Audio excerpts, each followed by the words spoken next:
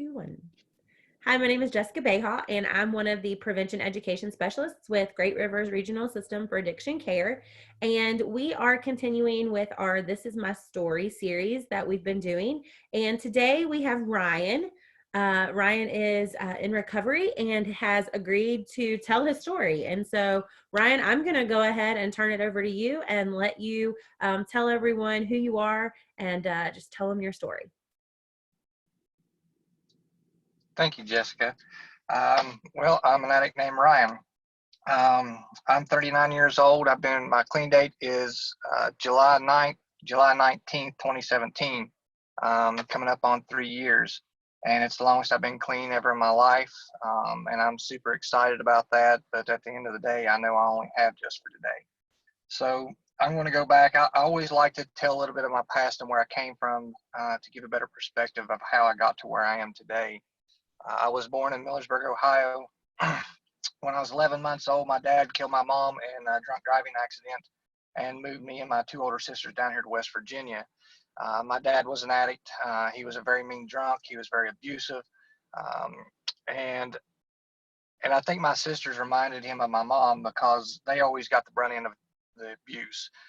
But then my sisters, as time went along, my sisters got tired of the abuse and they moved out of the home and moved back up to Ohio to live with my mom's side of the family. I was not smart enough to move. I stayed with my dad, and with my sisters being gone, I then took the brunt of the abuse. Now, my dad, he was an alcoholic. He drank. He still drinks today. He still uses drugs today. He'll probably die an addict. And the more he drank, the meaner he got. He would have people come over to the house. He would come home. He would have parties, and he would beat the shit out of me in front of them. I feel like he'd done it for fun, for sport, or just to make himself feel better. And it was very hard with it just being me and not having a mom, not having any friends. I never felt like I fit in anywhere. I didn't belong anywhere. I always felt different, like I didn't belong anywhere. And it was very hard. And when I would go home from school, I would hide, or I would stay in the woods, or I would go out in nature wherever I could to stay away from home and stay away from my dad. And then eventually we built a house up next to my grandparents, and I stayed more at my grandparents than I did my dad's.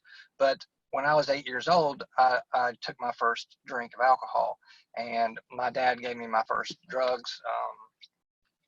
I started drinking, I started smoking marijuana, and I learned that when I did that, I didn't hurt so much. I felt like I could fit in better. I felt like I belonged with a group of people, and I turned into this person that would wear a mask to fit in anywhere.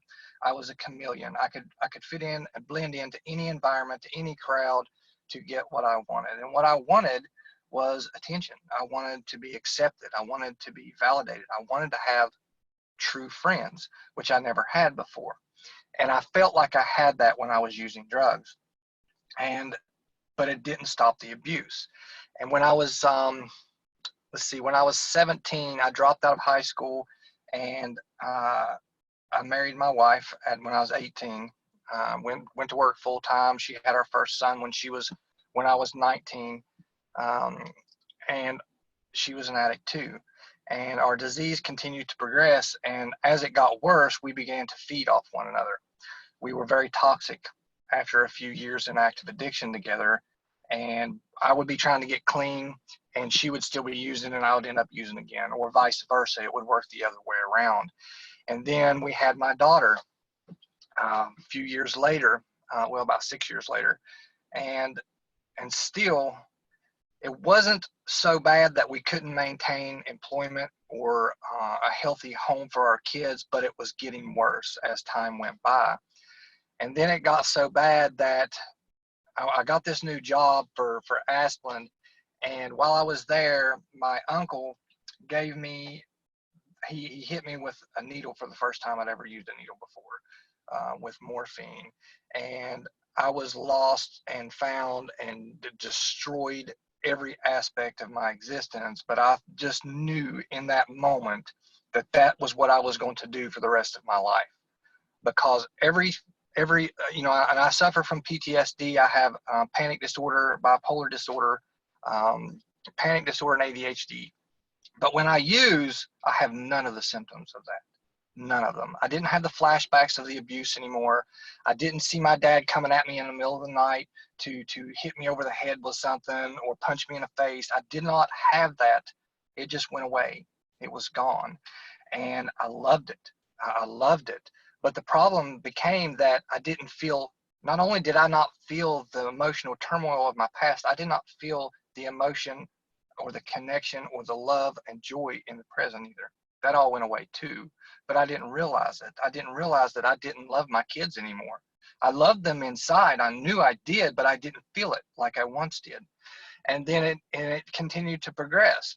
And then my youngest son was born addicted to opiates, and they wouldn't let us take him out of the hospital unless we agreed to put him on methadone, which we didn't want to do, but we did.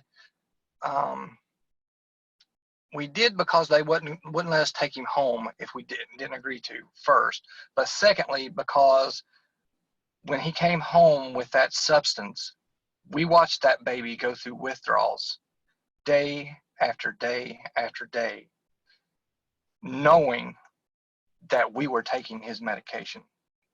We were using the medicine that was supposed to help him get through the difficult stage that we put him in the first place. And looking back on that after working some steps, that only fueled my addiction. It only made me want to go harder. It only made me want to drown even more pain and shame and guilt that I felt from that. So that's what we did. We kept going harder and harder. And we pawned and we sold off everything that we had, that we'd ever owned. And we ran out of things to pawn. So we ended up pawning and selling and trading everything that we bought for the kids too. So they didn't have anything left either. We didn't have food in the house. They didn't have clean clothes. My oldest son, he's 20 now, he ended up taking care of the younger two, and he would get them dressed and ready for school. He would get them off to school because we couldn't come out of the damn bedroom long enough to take care of any of them. And he took on that responsibility of dad to take care of his two younger siblings. And he was a very mature kid at a very young age. And it continued to progress. And finally, bill collectors are starting to call because I owe a mortgage payment on the house that we're staying in, and I'm not paying the damn thing because I'm too worried about my drugs. And they keep calling, wanting their money, and I get tired of arguing with them. I told them to just come get the damn thing. Just come get the house. We don't need it anyway, knowing full well that my family of five, my wife, and three kids were going to be homeless. But my disease is like, well, you can just go freeload on her dad, which is what we did. We moved next door into my wife's dad's house, and we ended up taking him for everything he had too. And while we was there, we watched my wife's mom die of cancer. And while and they had hospice come into the house because she was staying, she didn't want to go to the hospital. She didn't want any type of treatment. She just wanted to die at home. And she was in the bedroom, and we knew it was getting close. And we would be still in her medication too. While she's laying there dying of cancer, she had lung cancer and brain cancer, and she's on her way out, and now we're still in her medication too. And it continued to progress, and it continued to get worse. And in 18 years of this going on, through the opiates and the Xanaxes and all these different substances, never got in any real trouble before. Well, her dad got sick of us, rightfully so, and he made us move out. So eventually we moved down to Hamlin and to George Stone's trailer park. And while we was there, we found yet another new substance. And this substance was the means to the ends for both of us. It was methamphetamines. And in 1 year's time, I was manufacturing meth, and I learned how to cook very quickly. I learned how to make it myself, and now I don't have to chase the ways and means. I don't have to manipulate and lie to people or rob or steal. I don't have to do any of that stuff. I can just sit at home and do it myself. I don't have to go anywhere. And that was just like the holy grail to me. Now I can just sit at home and I can send people out to get the things that I need to cook with, and they would bring them back to me, and we would just stay in the bedroom forever. We would stay up for weeks at a time. We never go to sleep. I looked like I tried to pick my face off or cut it off with a knife, where I would pick at my face so much and be up for weeks at a time that I would have um, it was really bad looking. And it was on the news, and it's posted on my outreach site too, the pictures of that. It was not a pretty sight. So, and this is a part that I always share when I share my story, because it's something that I want to remember and I never want to forget. So we're manufacturing in the house with my kids in it, and we're in a trailer park, and we're right across the ditch from the 911 center. Talk about arrogance. But we're in the bedroom and we're doing our thing, me and my wife and our co-defendant, and we're in there. It's about 2 o'clock in the morning. The kids are in bed. They got school tomorrow. And 2 o'clock in the morning, we get a knock on the bedroom door. I open up the door, and at the time he was 5 years old. It was my youngest son, standing in the doorway with tears running down his eyes. And he said, "Daddy, I can't sleep. My eyes are burning." Now, I knew immediately that it was from the stuff that I was cooking in the bedroom that was burning his eyes, but I didn't care. I could not feel the harm that I was causing to that baby. I could not feel anything. And I patted him on his butt and I told him he'd be okay, go back to bed. And exactly 1 week to the day later, a higher power stepped in, called the state of West Virginia, uh, and uh, and they showed up and they knocked on the door, and that's definitely a power greater than me, if anybody's confused about that. They showed up at the door, and they had the house surrounded. And I used to say that those cops came in and they stole everything from me. They took my kids, they took my home, they took all this stuff, my freedom, but they didn't take anything from me. I gave that stuff away freely. And they didn't take my kids at all. They rescued my kids, and they rescued me and my wife from a life of degradation, dereliction, and suffering and pain is what they did. And I thank God for those cops and CPS every day. And I know a lot of people won't say that and mean it, but I do, because I understand today through working some steps. But so I was charged with 5 felony charges, 48 misdemeanors. I was facing 50 years in prison. And somehow we pled down to 1 felony charge and 3 years probation. The first year of probation, could not stay clean. I got out of jail, went right back to doing the same thing that I was doing. Could not stay clean to save my life. And I was right back to manufacturing again, but now I don't have the kids in my way, right? The kids are not there anymore. They took the kids, so now it's just me and my wife, and we can do whatever we want, and we don't have to worry about them anymore. Somebody else take care of them. It's not our responsibility. And that's just the way I thought about it anyway. And this is the first time that I noticed what the disease of addiction is in my life. And I didn't notice it until after I came into recovery, but looking back on this specific instance is what I understand the disease to be. We was in the woods manufacturing again, doing our thing, and I'm standing there, and me and my wife and this other guy, and I'm not really paying attention to them, but I'm manufacturing, right? I'm paying attention to what I'm doing, and all of a sudden I hear leaves breaking and twigs crunching and stuff, and I just knew that they were closing in around me, right? The shadow people were coming for me. They're a real thing.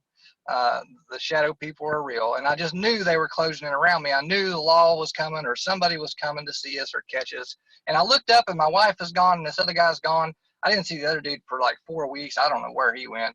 And I got freaked out, and I took off running through the woods. And I start up this hill, and I noticed out of the corner of my eye this big crow in the top of this tree. And this is just 1 or 2 times I stopped running on this little trip through the woods. I stopped and I looked, and I realized it wasn't a crow. It was in the top of the tree. It was my wife. She had run to the top of the hill, climbed a tree, and she's standing up in the top of this tree, holding onto a branch with one hand and a butcher knife in the other hand. And I remember thinking to myself, you know what, honey, the shadow coon dogs got you treat, but the shadow people are hot on my heels. I've got to go.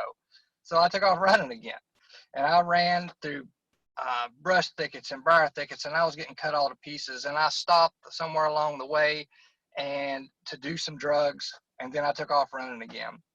and I ran for about 8.5 miles. And when I stopped running, I had a case of deja vu as I realized that I was right back where I started with absolutely no idea how I got there.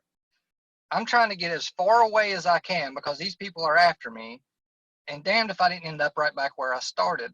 And when I came into recovery, I realized that that's what the disease of addiction is. It keeps me running back to the source of my own destruction. It has me running in circles like a dog chasing its tail. That's what the disease wants me to do. It's where it wants me at, is back to where it can keep me controlled, keep me using, and eventually take my life. That's what the disease does to me.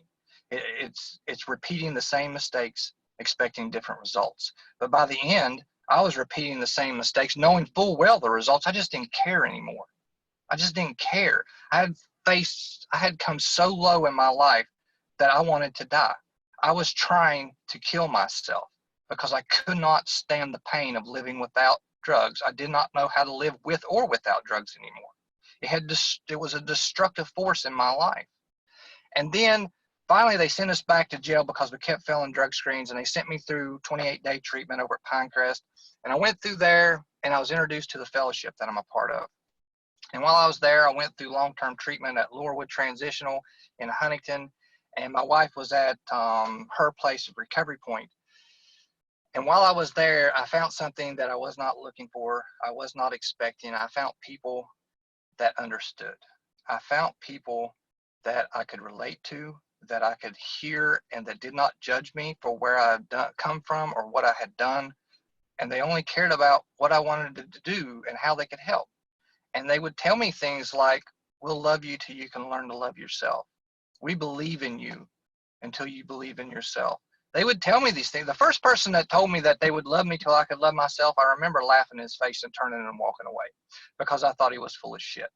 I was like, dude, you ain't never going to love me until I can love me, because I hated who I was when I got here. I could not stand to look myself in the mirror because I was disgusted at the creature that was looking back at me. I hated me. And these people are going to love me? It made no sense to me because nobody had ever loved me before. My family was all using addicts. They all cast me out. My dad was abusive. My mom was gone. And these people don't even know me are going to love me to life? Yeah, come on, man.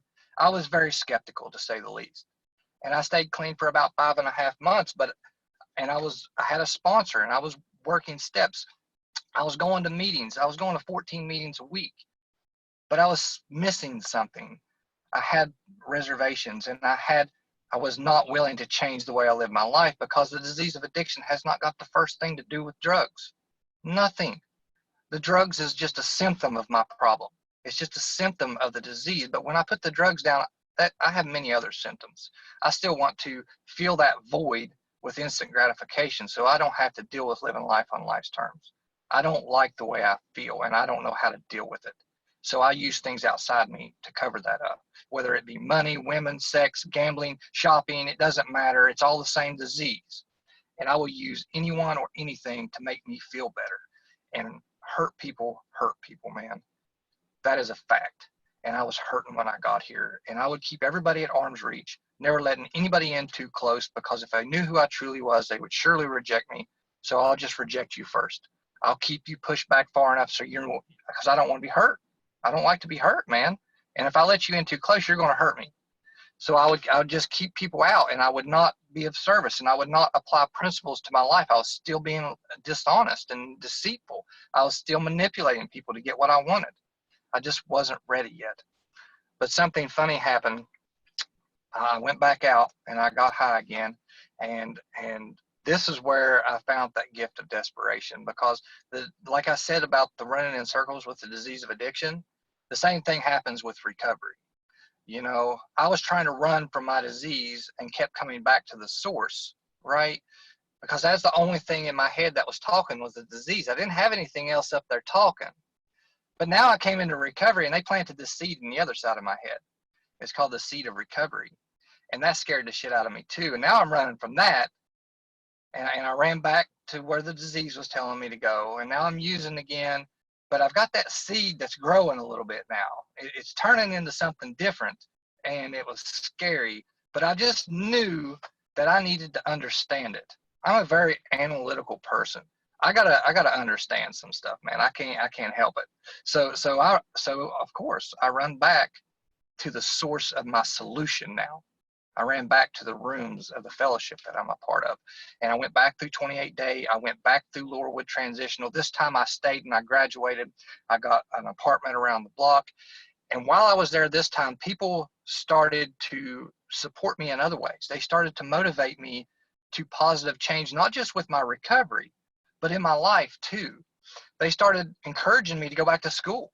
And, and I always hated school. I hated school. I got kicked out of school 1,000 times. I never went. I never learned anything because I wasn't willing to try. And I went to college once before and I dropped out because I was just there for the money, to get drugs with. But this time was different. This time I had a little hope. I'd never had hope before. These people gave me hope. So I started school at Huntington Junior College. And at the same time I started school, and I started school with like 5 months clean this time. And while I was there, I started my own nonprofit, the LCCOP, or Lincoln County Community Outreach Program. I started it at the same time, which was basically just a group to carry a message of hope to the hopeless people in the community. That's all it really was in the beginning. So I'm in school, I start my outreach, I'm doing my recovery, I'm chasing it like I chased my drugs, because that's what they told me to do, chase your recovery like you chased your dope. A year into this, they're telling me things like, man, you need to slow down, you're doing too much. I'm asking them, well, how exactly did you chase your dope? Because I chased my dope hardcore. So I'm following direction here. So uh, so finally, I graduate Huntington Junior College with my first college degree. It was the first commitment that I'd ever made that I saw through to the complete end. And I didn't just see it through, but I graduated with a 3.48 GPA. And I'm like very proud of that because I never made good grades in school. While I was there, I was on the student government committee. I was the substance abuse general education representative for HJC. And I just love people today. And I graduated college. And then 6 months ago, 7 months ago, the outreach group that I started became an official 501c3 nonprofit. The IRS accepted our application. We got our determination letter. We're trying to get a facility open back where I'm from in Lincoln County, which is amazing. And we have so much amazing support. We have recovery events. We have training exercises. We teach people how to fight stigma. We teach people the solution to the problem. For me, the solution is the 12 steps. There is no other solution. God gave me a second chance at life, but the 12 steps gave me a life worth living. And there's just no other way around that. So we got our nonprofit started. We got a board of directors. I have titles today that I never dreamed that I would hold, like president of the board of directors. I mean, what the hell is really going on here? It makes no sense that looking back at everything that I've done for 35 years of my life, in 3 years of finding a loving God and a fellowship and working some steps, how much I can gain and accomplish in such a short amount of time with the loving support of the people in the fellowship, my support group, my sponsor, my friends, my family. While I was here, my sister saw how I was living my life, and she found it attractive, and she was using too, right? But now she sees how I'm living and she wants to try that too. Now she's cleaning in the same fellowship. And that's what I'm talking about when I say we lead by example. We carry a message of hope without saying a word. We carry that message in the way we live our lives differently today. So I come into the fellowship and I'm going to college. I'm starting my nonprofit. When I graduated at Huntington Junior College, I started Marshall University. I'm a junior at Huntington, or at Marshall, in their social work program at Marshall College of Health Professionals. I'm really excited about that. So I'm going through the 12 steps, right? And the first step is we admitted that we're powerless over our addiction and our lives have become unmanageable. And it's very important for me. I didn't understand this when I first worked the step, but what I understand about this step is now it has a word in there that says we were powerless over our addiction. I'm not powerless over my addiction to drugs anymore. I am empowered by the 12 steps. I am empowered by a loving God. I'm empowered by my support group and the people that love and support me and care about me today. I'm empowered over drugs. I'm empowered with the power of choice. I have a choice today. That's something I never had before. I was always powerless. I could not stop under my own will. It just wasn't possible. I tried many times, but now I have the power of choice. And that is a beautiful, beautiful thing to have that. I'm still a very unmanageable person. Okay. And there's no getting around that. But I'm getting better.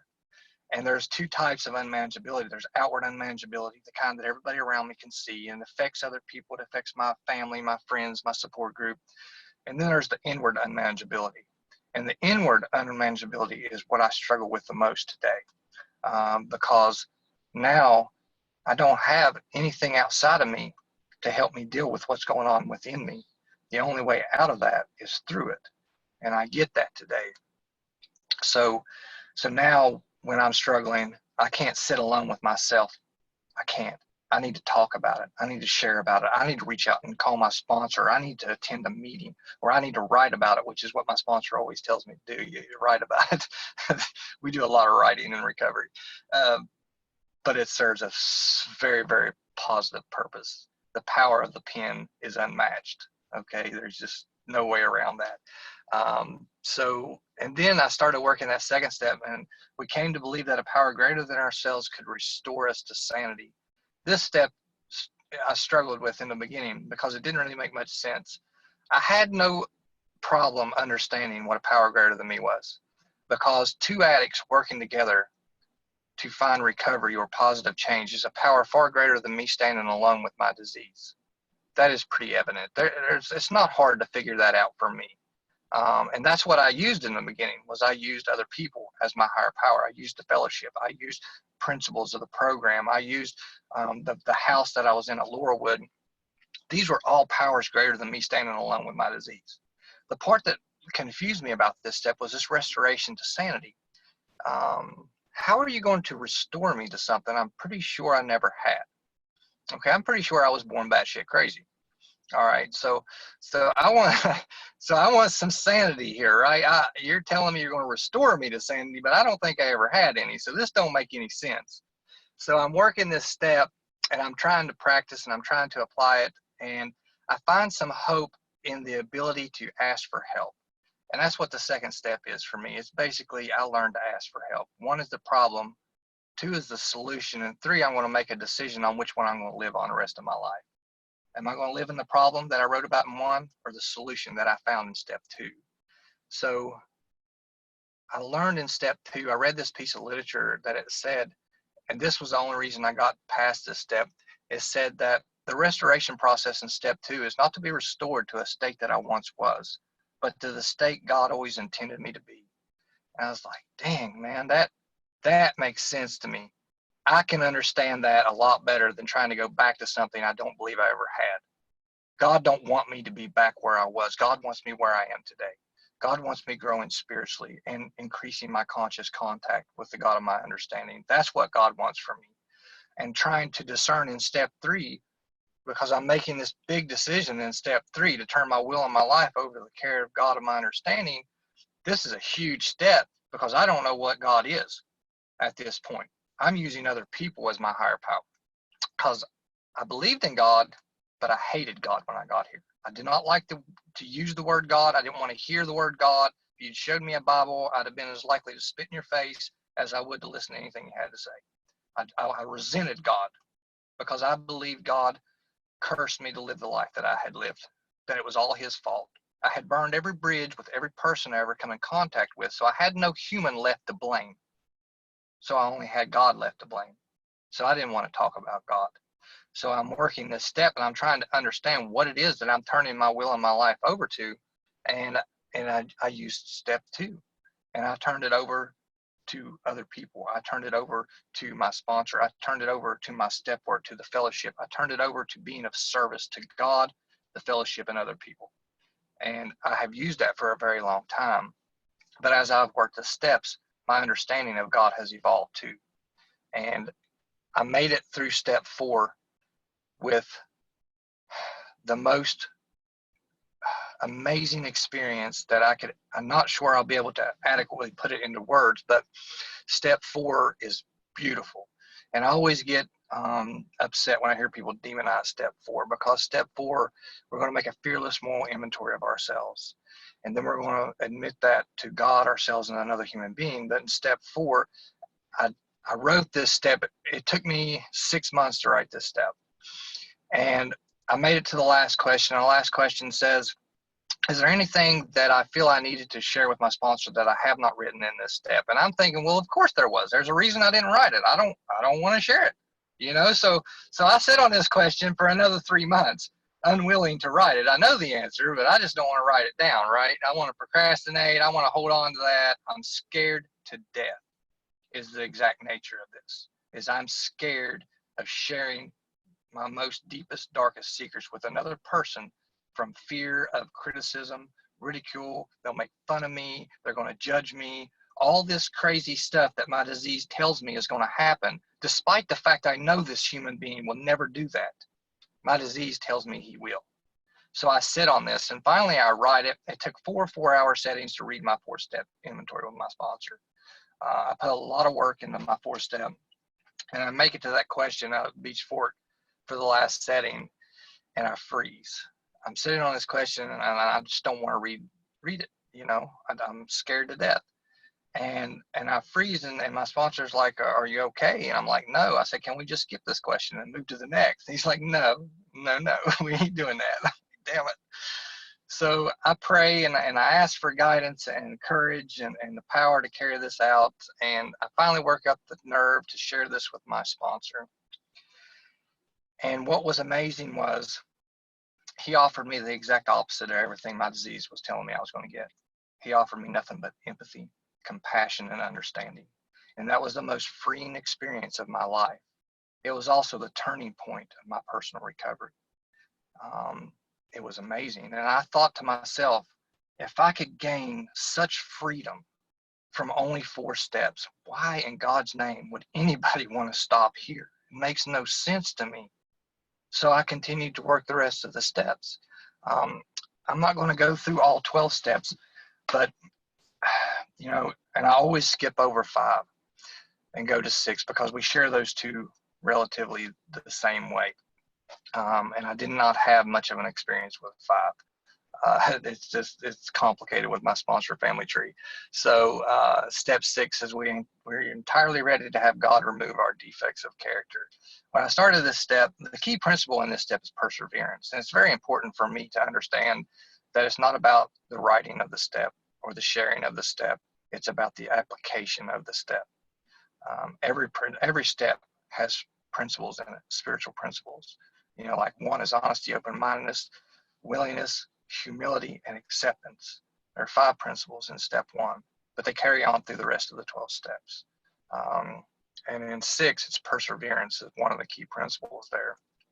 And that's a very difficult principle for me to practice because I'm an addict and I like to procrastinate, and we are rebellious by nature, and I still like to mess stuff up sometimes. And I'm not entirely ready to have God remove some of my defects because I'm quite fond of them, to be honest. I like some of my character defects. They come in useful from time to time. So I wasn't entirely ready, but my sponsor gave me a list of 48 character defects that I had to write on. And I'm like, dang, dude, I got that many defects. And he's like, you got more than that. You just need to write on these for now. I'm like, damn it. So I'm writing on all these defects. And and he told me to reach out to 4 friends and ask them what defects they saw in me too. So, and conveniently enough, all 4 people I reached out to gave me completely different from each other, but also were not on his list of 48, which really sucked. So now I've got about 60 character defects to write about. And I call my sponsor and I give him 3. I said, and I asked him, I said, you know, I really don't see these 3. He said, well, maybe you should write on those 3. So I threw out all the rest and just wrote on the 3. And that is not what he wanted me to do at all. but we're addicts and we manipulate circumstances, right? You give me a suggestion and that's open to interpretation. You give me direction, it's a little hard to skew that. So, so I write on the 3, and he makes me go back and write on a whole bunch of others, obviously. But but I persevered, and I learned not only what my defects were, not only how they were affecting me, but how they were affecting other people too, how they were affecting my life, how they were affecting my home, my family, my friends, how they were affecting me when the way I treat people at school, at work. Um, and these were important things for me to understand, because I cannot spot self-deception. If I'm in denial about something, there's a reason they call it denial, because I don't see it. I need somebody else to tell me about it. I need to put that down on paper and talk about it, or I'm going to keep lying to myself about it. And if I lie to me about it, if I can't be honest with myself about it, then you can be relatively certain anything I tell you is a bunch of shit. Because if I'm lying to myself, I'm lying to you too. So honesty is a very, very powerful principle. It's very important. There's a reason it's one of the 3 indispensables. So I write my defects, and then I move on to 7, and I become, I humbly ask God to remove my shortcomings. This is a beautiful step. This is the breath before the storm, the calm before the storm of moving on and making that list in 8, and making my promptly or making direct amends in step 9. So this is a very, very powerful step. It's very beautiful. I become humbled in this step. I become willing, and I become more connected with the God of my understanding in step 7. And it's at this point in step 7 that a friend of mine, who is now my tradition sponsor, because I'm a very complicated person, I work the steps and traditions at the same time. But because my step sponsor hasn't worked the traditions, I needed somebody who did. So I have 2 sponsors. I'm complicated. But I never suggest people do what I do, because I do way too much. But so now I've got my tradition sponsor too. And my tradition sponsor is a member of the church. And that was the thing that I was running from all my life, because the dogma, because of the hypocrisy that I grew up in. I didn't want to be a part of it. I just didn't. Not to mention the fact that I still held a resentment toward God. And this guy was a member of the church, but he did not talk about it to me. He did not force it on me. He did not tell me I had to believe anything. And this is why it's so important in my experience that I was given the freedom to find my own way, and others did not tell me what I had to believe. This man would just keep telling me, just keep searching, man. Just keep searching till you find what you're looking for. And I did that, and I followed his direction and his suggestion. I just kept searching. So I'm going through these steps. I'm going through college. I'm going through my outreach program. I'm doing volunteer services work for every nonprofit that I can get connected with. I did volunteer for Recovery Point Huntington, for Recovery Point Charleston, for her place where my wife eventually started working at, for the health departments, First Steps, Harmony House, anywhere that would let me come in and volunteer. I would come in and volunteer, because I just love being of service, and service saves lives. So as I'm doing all this stuff, a friend reaches out to me named Bucky Rakes, and he's not an addict, so I'm not breaking anybody's anonymity here. He reaches out to me, and it's Easter Sunday last year, last year, and he tells me, he says, we're going to play on Easter Sunday at the church, and I'd love for you to come listen. I'm like, okay, I don't really want to be in church, but I'll come. I love listening to this guy sing, right? He used to play a band in a bar band, and I love hearing him sing. So I go to this church on Easter Sunday of last year. My thought was, I'm just going there to listen to him sing music, right? That was the only purpose of me going. And as I'm there, they're singing the last song before he gets off stage, and they start singing "Why Don't You Come?" And I'm sitting here listening, and then the pastor's up here, and he's saying, "Why don't you come?" And this guy over here, and everybody is talking to me, or that was my perception of it. It felt like everybody was talking straight to me. And if you ever feel like in your life, well, my whole life I felt like I was fighting to get upstream, up against the current, right? I'm trying to get up someplace that I don't even need to be. I don't even want to be. I'm fighting this raging river. And it's always felt like that, like I was going the wrong direction. And in this moment, this was the exact opposite of that, because I'm sitting here in this queue, listening to this band and listening to this pastor say, why don't you come? And it felt like something grabbed me and pulled me up out of the seat. And I went up to the altar and got saved. And then I understood that God is subtle with me. He's very subtle. He don't tell me you have to. He just wants my full attention. And he got my attention that day, because I thought I was there to listen to music, but God had a different idea. He just needed to get me in the church and get me alone. And he did that. And so I got saved. And 3 months later, I was baptized at a church in Hamlin. And I don't share about that part of my higher power in meetings and stuff, because I don't want to push people away or think that I would tell them they need to do the same thing, because I never do that. I don't care what anybody believes. I just say that because it's part of my story. So I keep moving forward, but this is not to say that recovery is easy. And this is where my story starts to turn a little bit, because recovery is hard. It's challenging. It's difficult. And the world does not stop spinning because I stopped using. There's going to be very, very hard times in recovery, because recovery is not for the faint of heart. Because I don't have the drugs to cover up how I feel anymore. I have to learn to deal with the way life facing me every single day of my life without the drugs anymore. So everything that I worked for the first 2.5 years of my recovery, which was reunifying my family. My oldest son came home. He started college where I went at Huntington Junior, the same major, substance abuse counseling assistant. He said when he graduates, he's going to go to Marshall in the same field in social work. I'm super excited. I'm so proud of him. He's got a daughter and my granddaughter. My oldest daughter, she just turned 18. She's been in the JROTC for the last 3 or 4 years. She's going into the Air Force. My youngest son, Xander, comes home this month full time. Okay. And I'm both excited and scared to death, because this is where the difficult part starts. Not from my son coming home, but from 4 months ago, my wife leaving me.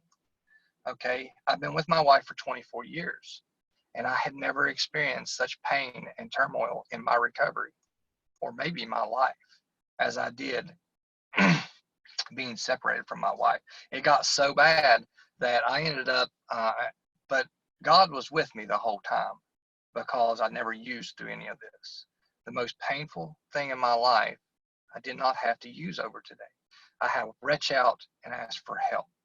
I went and checked myself into St. Mary's for 7 days to get my meds stabilized, because I suffered from insomnia, and now I got a lot more going on, because I am going through the 5 stages of grief at this point. 24 years I've never been without this woman, and now I'm home by myself, and my son goes down and stays with her, and it's very, very, very difficult for me. It's very emotional. It's very hard, but by the grace of God, I ain't had to use over it. And that's the hope shot, that I've lost cars. I've lost and my wife used to get on to me about counting people. I would replace people's names with numbers, and it's a coping mechanism for me. So I hope nobody takes offense, but I've lost exactly 80 members of my support group in just over 2.5 years to overdoses. Because I love people so much, my support group is very, very, very big, because everybody that I meet, I try to take the time to get to know. And I have a very big heart. I love people too much, maybe. I don't know. I don't know why I do that, but God just made me that way. But as a result, I have to see a lot of people go back out, and many of them do not make it back. And I beat myself up about that a lot, because in the beginning, I would co-sign a lot of people's crap, and a lot of those people are not here today. So I try very hard to step on their toes today, so I don't have to step on their grave later. Some people don't like that, but now that I accept myself for who I am, I don't need you to do it for me. I don't need people's validation or approval. I live my life based on my principles, my beliefs, my values, for who I truly am, and not who other people want me to be. But I never have to use again. We have a message of hope and a promise of freedom. Freedom from active addiction is all that we promise where I'm at the program that I work. But in my experience, with that one small freedom, The gifts of recovery are limited only to the powers of my own imagination. When we work together, there is nothing that we cannot do as a team. We can accomplish anything. Addicts are the most amazing creatures, the most wonderful people when we find a new way to live. There's a couple things that I'll say before I'll end my share. I know I'm running out of time. So the first one is, just for today, I will be unafraid. My thoughts will be on my new associations, people who are not using drugs and who have found a new way to live. So long as I follow that way, I have nothing to fear. And there is no model of the recovering addict. But when the drugs go and the addict works a program, wonderful things happen. Lost dreams awaken and new possibilities arise. Thanks for letting me share, guys. Ryan, I want to thank you so much for sharing your story. You said something, and I actually wrote it down because I was like, wow. But you said, in recovery, we carry a message of hope without saying a word. And I feel like that's what this series is trying to do, is to carry that message of hope. And so I want to say thank you so much for sharing your story, but also sharing that message of hope with others. And so if anyone is interested in getting in contact with Ryan, you can contact us on the Great Rivers page. Ryan, what is the name of your or your 501c3 again? I'm sorry. The Lincoln County Community Outreach Program. It's on Perfect. Facebook. Awesome. So if you want to go on Facebook, like that group, get more information about what Ryan is doing there in Lincoln County. And if you have any questions and want to get in contact with him, please contact us at Great Rivers. And Ryan, thank you again for sharing your story. I really, really appreciate it. Thank you for having me. I'm grateful to serve.